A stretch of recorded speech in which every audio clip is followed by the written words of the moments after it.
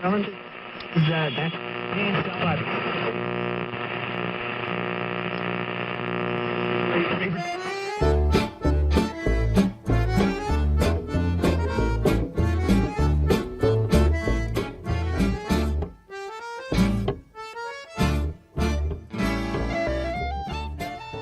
todos nuestros seguidores de Autores de Historias. El día de hoy tenemos una invitada muy especial. Nos encontramos con la profesora Carmen Elisa Acosta. Ella es profesora del Departamento de Literatura en la Universidad Nacional. Es coordinadora del grupo de Historia y Literatura y editora de la revista Literatura, Teoría, Historia y Crítica. Profesora, muchas gracias por estar aquí con nosotros el día de hoy. Buenos días, Kevin. Muchas gracias a todos, al programa Autores de Historias. Bueno, charlaremos un rato hoy. Quiero aclarar, en este momento no soy editora de la revista. Ya no eres Ya no soy editora de la revista. Ya que estamos preparándonos un poco, ¿desde hace cuánto no eres editora? Uy, hace un par de años. Un par de años ya nosotros tenemos la edición de la revista, se adjudica cada 3 años más o menos, porque nos parece importante que haya cambio en la perspectiva y en el trabajo, ideas nuevas, propuestas, claro. Claro, ¿y cuánto tiempo duraste? Creo que 3 años. Creo que duré los 3 años en la edición de la revista. La revista del Departamento de Literatura es una revista que tenemos un número monográfico y uno misceláneo. Entonces eso, pues durante 3 años logra uno, digamos, implementar lo que propone y además aprender el proceso, que también es complejo. Bueno, profesor, entonces ahora vamos a empezar un poco, vamos a hablar de tus raíces, de dónde provienes, ¿no? La profesora nació hace exactamente 60 años aquí en Bogotá, en la Clínica Palermo. Así que la profesora es bogotana, muy bogotana, y de hecho se siente muy orgullosa de serlo. Profesora, ¿qué significa para ti ser bogotano? Bueno, pues esa es una pregunta que tiene que ver con varias cosas que uno no está reflexionando de manera permanente. Digamos, yo no es que sea una abanderada de lo bogotano por ser bogotana. Considero que Bogotá es una ciudad en la cual se viven y más actualmente una serie de procesos políticos muy importantes. Es un lugar que realmente me encanta. Justo ayer el profesor Ayala me llamó a conversar sobre la entrevista y cómo veía las cosas, y me llamó muchísimo la atención que en lo que él me decía, no, la entrevista es para entretener, para que la pasemos bien, que estemos, porque es que ustedes los bogotanos son muy serios. Nosotros los calentanos somos más divertidos, hablamos de frente. Yo me quedé como, wow, y cuando pensé en las preguntas que me iban a hacer, pensé también en el profesor, ¿no? Yo dije, ¿por qué me hace esa aclaración? Entonces, claro, el hecho de ser bogotano no es algo que yo esté, digamos, manifestando de manera permanente, probablemente lo manifiesto con mis prácticas, con mis formas, y de vez en cuando me encuentro con, perdón, con esas afirmaciones un poco del siglo XIX, diría yo no sé, el profesor Ayala que piense, pero sí, un poco a veces uno encuentra ese tipo de diferenciación, ¿no? Ustedes los bogotanos son de una manera, hay un colectivo más amplio que es distinto. Aún así, pues yo he tenido muchas experiencias muy gratas en diversos lugares del país y pues en ningún momento he sentido discriminación o afirmaciones así fuertes sobre mi práctica como persona o así, no tengo como mayor problema con eso. Sí lo he pensado más a nivel de la investigación. Entonces no sé si en las preguntas más adelante Kevin vaya a referirse a la investigación que hicimos con el profesor Viviescas, topografías sobre Bogotá. Sí, que ahí en ese momento sí hacemos la reflexión, pero es una reflexión, es una reflexión que tiene que ver más con preguntarse con Bogotá como región y Bogotá y las regiones. Esto desde la historiografía literaria y cómo en esta capa múltiple o este mundo de múltiples capas que tiene la ciudad, las regiones también están permeando esa ciudad y a la vez cómo la ciudad va permeando estas regiones o estos otros territorios, llamémoslo así, para no hacer la diferencia entre centro y regiones o qué es lo que son regiones en este momento, pues no parece tan oportuno hablar de eso de pronto más adelante, pero sí, cuando ya hacemos la investigación con Víctor, ya la pregunta por Bogotá se hace importante en esa dimensión. Claro, por el ¿no? objetivo de la investigación. Por el objetivo de la investigación y por supuesto porque en una tradición de investigación, al menos en los estudios literarios y en la historiografía, pues nos encontramos con que hay esa tendencia a diferenciar fuertemente el centro de la región y al hacer la investigación, digamos ya de fuentes más extensa, encontramos que podemos pensar a Bogotá también como región, porque pues ya además los bogotanos somos muy pocos, pero digamos que lo bogotano ha tenido múltiples transformaciones, ya lo bogotano o los bogotanos, hay muchas personas que no son de Bogotá que son bogotanas, ¿no? Entonces digamos que ahí hay una cantidad de elementos pues que habría que mirar ya también con mayor detenimiento, ¿no? Claro, porque Bogotá funciona como un centro cultural de todo el país, ¿no? Llega gente de todo el país. Inclusive nosotros sabemos que tu papá proviene de familia boyacense, aunque nació acá en Bogotá. Tu mamá también nace acá en Bogotá, pero ella tiene familia del Huila y de Santander, ¿no? Y terminan convergiendo acá. ¿Tú nos podrías hablar quizás un poco de ellos, de esos motivos por el cual esas dos familias convergen acá en Bogotá? Sí, yo no he hecho mucha indagación sobre esos orígenes. No he tenido mayor interés en esto, por más que pues he trabajado en historia y me interesa mucho el pasado. Particularmente no he estado muy interesada en ese pasado familiar. Yo supongo que hace parte de las múltiples migraciones y digamos la migración es una acción humana, ¿no? Poblacional y más aún esa migración de zonas que no son tan distantes hacia la ciudad. Entonces no tengo mayor.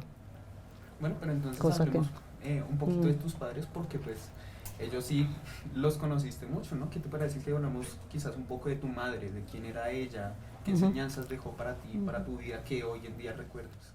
Sí, ella está viva, o sea, hablamos en presente. Bueno, ella fue profesora durante muchísimos años. ¿Qué podría decir de ella? Pues nada, no, le tengo mucho aprecio, la quiero mucho.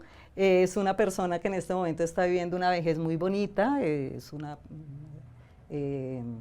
muy activa, está pendiente de nosotros, digamos, ella como madre fue en el momento de unión familiar, cuando todos vivíamos juntos, digamos, el motor de muchas cosas y de muchas experiencias de unión, de actividad académica, su carácter de profesora, ella profesora de matemáticas, una persona como muy juiciosa en su trabajo, quizá también eso, pues eso yo no sé si es una enseñanza o es algo que le queda a uno por las propias prácticas de la familia, ¿no? Muy organizada, muy pendiente que las cosas funcionen bien, de hacer lo que tiene como compromiso, digamos así. ¿Y en el caso de tu padre? En el caso de mi papá, él murió el año pasado, de 101 años, o sea, un señor muy longevo. También una persona, él fue comerciante. ¿Qué comerciante? Durante su vida comerció de todo, desde electrodomésticos, alimentos, libros, bueno, lo que tocara hacer, él lo hacía. Claro, con características distintas al ámbito de mi mamá, que era pues la profesora. Él tenía pues otras funciones que en ese momento nos parecían muy naturales, y ya en su edad mayor, que fue muy larga, siempre fue muy activo. Entonces quizá esa parte también es muy gratificante y de aprendizaje, pues sí que me está preguntando por aprendizajes o por cómo me configuré yo. Él pues siempre decía que él no quería ser un viejito allá sentado en una esquinita esperando que le dieran el chocolate a las 4. Él quería hacer el chocolate, él quería hacer cosas, entonces él hasta casi los últimos días, él pintaba, él tocaba bandola, él hacía rompecabezas, solitarios, lo que se le propusiera, él estaba muy activo, sí, y le gustaban mucho las cosas artísticas, por la pintura, pintó siempre, la música, ¿no? Y sobre todo él también era un excelente lector, ¿no? Supongo que él inculcó un poco de esa... Sí, curiosamente mi mamá no leía literatura. Ella es física y matemática de la Universidad Pedagógica, entonces digamos que su área iba por ese lado. Y él sí leía en las noches, o sea, él trabajaba todo el día, pero él leía, entonces él tenía sus novelas, desde Agatha Christie hasta pues lo que encontrara, y ya en la época mayor, pues leyó más, ¿no? Cada vez leía más, porque pues tenía más tiempo, como le ocurre a la mayoría de personas después de su pensión, ¿no? ¿Te parece si hablamos un poquito de la relación que tenían ellos dos como pareja, los hijos que tuvieron? Sí, nosotros somos cuatro hermanos, 2 mujeres, 2 hombres. Bueno, ellos tuvieron un matrimonio como de 60 años, ¿no? Entonces en 60 años pasan muchas cosas. Yo podría decir, en perspectiva, que fue una buena relación, pues con todos los problemas que tienen las buenas relaciones, sí, hablemoslo así. Algunas veces tuvieron problemas económicos, a veces había la discusión por una cosa o por otra, pero yo podría decir que fue una relación buena, que fue pues permanecieron juntos los 60 años, ¿no? 3 hermanos y tú eres la segunda. La segunda. Todos, ¿no? Más o menos, pues tú naces hace 60 años, tu papá murió a los 101 años, o sea que él te tuvo con 40 años. Ya era grande, sí, ya era grande cuando él se casó. Ok, mira pues. Sí, ya era grande. Profe, justamente algo que le gusta muchísimo a la profesora y lo ha podido practicar es que viajas mucho, muchísimo, ¿no?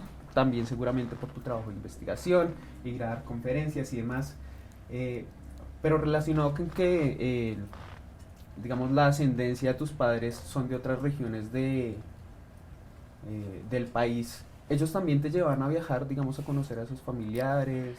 No, es que no es una ascendencia directa inmediata, o sea, yo no sé bien, pero no eran como las familias, no era que sus padres vivieran en otro sitio. Vivieron acá, mi papá quedó huérfano muy pequeño, entonces y ahí se rompieron muchos vínculos familiares, y mi abuela y mi abuelo eran bogotanos por el lado de mi mamá, o sea, no hay esas familias. Sí se encargaron ellos, no faltaba paseo anual, digamos, era como norma en la casa, siempre teníamos la posibilidad de pasear a algún lado, o sea, ellos se encargaban de inventarnos nuestro paseo. Una parte muy importante de toda la tradición de tu familia, en especial por el lado de tu madre, es que habían muchísimos maestros, como mencionabas tu mamá profesora de física y de matemáticas, tus hermanos también se dedicaron a la docencia en muchos casos. ¿Cómo afectaron estas dinámicas? Porque tenías también tíos que se dedicaban a la docencia. Sí. Estas dinámicas cuando eras más niña, porque por ejemplo, hoy en día, cuando es el día del profesor, toda la familia se regocija y celebra, pues porque son muchos profesores. Entonces, ¿cómo funcionaban esas dinámicas cuando eras más joven? Bueno, pues el hecho de ser profesores, pues sí, estaban mis tías, mis tíos, había profesores por todos lados y todavía es así, porque mi hermana y mi hermano, el menor ahora no, pero lo fue en algún momento, ellos son profesores en sus áreas. Y pues por supuesto que el día del profesor, es que el día del profesor coincide con el cumpleaños de mi mamá. Entonces siempre había el brindis grandote por el cumpleaños de ella y por el cumpleaños de todos los profesores que estábamos presentes. Quizá a nivel cotidiano o digamos en las relaciones, pues yo me imagino, no es que yo lo recuerde así cuidadosamente, pero yo me imagino que había momentos donde se hablaba de eso, en las visitas, o en los paseos, o en las salidas a almorzar, pues se hablaba, la una contaba que sus estudiantes tal cosa, el otro comentaba que, ¿no? Como lo hacemos ahora con mis hermanos, que uno dice, ay, no, en clase el otro día me pasó esto, o bueno, esas cosas. Ok, claro. De hecho, la profesora Carmen viene de un colegio supremamente estricto académicamente. El colegio Refus está ubicado en Suma. Hoy en día sigue siendo bastante estricto. Y me imagino yo, profesora, que con una exigencia tan alta en el colegio y tú teniendo una familia tan llena de profesores, tenías, no digamos presión, pero una tensión por responder académicamente y por cumplir? ¿Cómo fue esa etapa para ti? No, no solo presión, sino que no solo tensión, sino presión. Sí, la había. Tenía la presión porque mi mamá era profesora del colegio. Entonces, adicionalmente, pues eso generaba como una relación distinta en el mismo colegio. Y bueno, sí es un colegio supremamente exigente y pues creo que son muy pocos los estudiantes que puedan decir que son buenos en todo, que les gusta todo o que les interesa todo.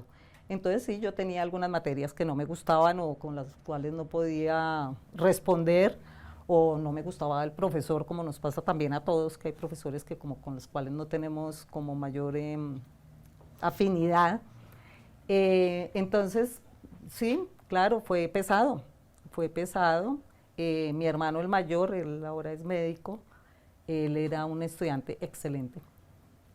Entonces yo iba a la saga, ¿no?, de este hermano, además hombre, mayor. Entonces eso generaba, y entonces había como mi mamá profesora, él tan juicioso, y yo era un poquito más dispersa en muchos momentos. Claro, supongo sí, que no era, se generaba esta presión de no era tan juiciosa a siga veces. los pasos No, de pues su al menos hermano. la pregunta, ¿no? Pero mire que su hermano, o alguien le decía a uno, la tía, o el compañero, o el profesor, ¿no? Le decía a uno, pero ¿y por qué su hermano sí? ¿No? Entonces, pues esas cosas que a uno no le gustan, ni menos cuando tiene, no sé, 14 años, 15 años. Bueno, profe, cuando tú estabas en el colegio, incluso yo creo que desde antes, tú empezabas ya a mostrar muchísimos gustos y muchísima afinidad por la literatura. De hecho, la profesora era de estos niños que en las vacaciones se acercaba, yo creo, a la estantería familiar, sacaba un libro y te ponías a leer. La profesora empezó a leer con un libro que... con No una empecé a leer, enciclopedia. leía. Bueno, leías y ahí empezó a tener muchos gustos por una enciclopedia que se llamaba El Tesoro de la Juventud. Sí. La profesora nos decía que habían muchos temas y que uno nunca se aburría, ¿no? Entonces habían cuentos, poesía, pintura, arte, lo que fuera. Pero nos llamó mucho la atención, profesora, que tú hablaste de que también en esta enciclopedia venían novelas por entregas. Entonces queremos saber, porque más adelante sería un tema que trabajarías en tu investigación, ¿qué otros acercamientos empezaste a tener a la novela por entregas? Pues no, solo ahora que Kevin, cuando pensé en esta pregunta, hace esa relación, la hago yo. Yo nunca había hecho esa relación entre mi interés por la novela por entregas posterior y lo que leía en El Tesoro de la Juventud o lo que pude haber leído antes. No recuerdo haber tenido como otras novelas por entregas que yo leyera o así, ¿no? Por ejemplo, hay personas que leían en las revistas Sacorín Tellado, como cosas así. No, yo no me acuerdo de haber leído eso. Entonces no te podría decir. Ok, y con los cuentos, porque aparte de que tienes atracción por los cuentos, también lo trabajaste, por ejemplo, en tu tesis de grado, de pregrado, ¿no? Sí, yo creo que el gusto por la lectura sí es un gusto que se empieza a adquirir. Kevin hacía referencia a algo que me parece importantísimo y es la presencia de la biblioteca. No sé ahora cuando las bibliotecas son digitales cómo ocurrirá esto, pero el hecho de estar uno en un lugar donde hay libros siempre, llega un momento en que ese niño se acerca y toma ese objeto, así no se lo entreguen. Aunque sea para ver las fotos. No, pues para saber qué es, solo por curiosidad si está ese objeto. Entonces, yo pienso que ese gusto mío por la lectura, que no surge de, me leían cuando pequeña y yo recuerdo emocionadamente esa lectura, probablemente lo hicieron, pero yo no me acuerdo, probablemente. Ese gusto por la lectura surge, pues siempre en la mesa de noche de mi papá estaba el libro, siempre estaba la biblioteca grande, siempre había comentarios sobre libros, y pues en el colegio le hablan a uno del valor de los libros, ¿no? Había librerías lindas, también seguramente a las cuales uno iba, ¿no? Había una librería muy bonita en el lago, la esquina se llama la librería del lago, eso creo que lo tumbaron después y tal. Posteriormente la librería contemporánea. Entonces, yo creo que hay un ambiente que es el que motiva ese gusto, que no es un gusto solo mío. O sea, mis hermanos leen, mi hermana no tanto literatura, pero mis hermanos leen bastante literatura, pero ella lee otras cosas. Ella es microbióloga, entonces ella lee otras cosas, pero también eso hace parte de... Claro, no solo el lugar donde estaba, sino también las personas con que estaban rodeadas, claro, influyeron mucho en ese gusto. Y en el caso de la historia, profesora, porque de hecho la profesora no solo tenía este gusto de pequeña por la literatura, sino que inclusive en el colegio se empezó a percatar de que tenía estos intereses por la historia. Hay que aclarar que no en el siglo XIX, porque este gusto empieza cuando ya tú estás haciendo tu maestría en el Caro y Cuervo, pero estaba ese gusto por la historia, ¿no? ¿Qué temas te interesaban a ti de la historia? No, a mí me gustaban las clases de historia. Después me gustaron leer historia. O sea, la posibilidad de escuchar esas clases, pues tuve profesoras seguramente muy buenas en sus maneras de contar la historia, me gustaban. Y después, pues la lectura de textos de historia. Okay. Inclusive, pues es algo que no está en tu futura investigación, pero también te gustan la historia y las matemáticas, seguramente porque pues tu mamá, profesora de la historia y las matemáticas y la física. Más las matemáticas que la física. Las matemáticas. ¿Hubo quizás, profe, de pequeña alguna presión por irte por este campo? Por las ciencias fuertes que le llaman, ¿no? No, presión no.